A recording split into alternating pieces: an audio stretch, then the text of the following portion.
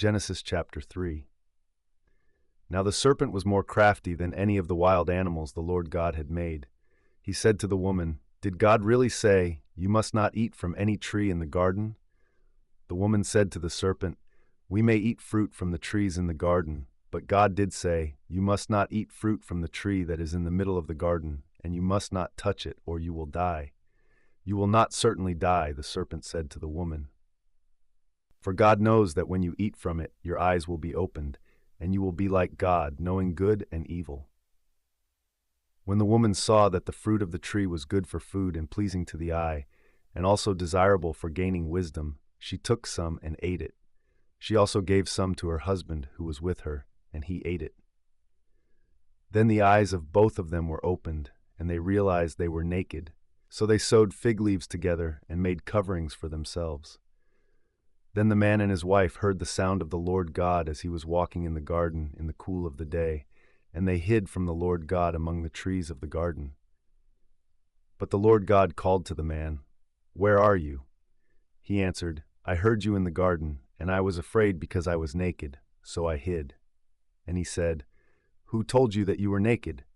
Have you eaten from the tree that I commanded you not to eat from?" The man said, "The woman you put here with me, she gave me some fruit from the tree, and I ate it." Then the Lord God said to the woman, "What is this you have done?" The woman said, "The serpent deceived me, and I ate." So the Lord God said to the serpent, "Because you have done this, cursed are you above all livestock and all wild animals. You will crawl on your belly, and you will eat dust all the days of your life. And I will put enmity between you and the woman, and between your offspring and hers. He will crush your head, and you will strike his heel." To the woman he said, "I will make your pains in childbearing very severe. With painful labor you will give birth to children. Your desire will be for your husband, and he will rule over you." To Adam he said, "Because you listened to your wife and ate fruit from the tree about which I commanded you, you must not eat from it. Cursed is the ground because of you. Through painful toil you will eat food from it all the days of your life. It will produce thorns and thistles for you, and you will eat the plants of the field. By the sweat of your brow you will eat your food until you return to the ground, since from it you were taken, for dust you are, and to dust you will return."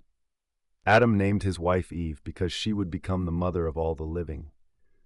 The Lord God made garments of skin for Adam and his wife and clothed them. And the Lord God said, "The man has now become like one of us, knowing good and evil.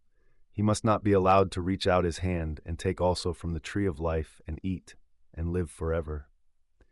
So the Lord God banished him from the Garden of Eden to work the ground from which he had been taken. After he drove the man out, he placed on the east side of the Garden of Eden cherubim and a flaming sword flashing back and forth to guard the way to the tree of life.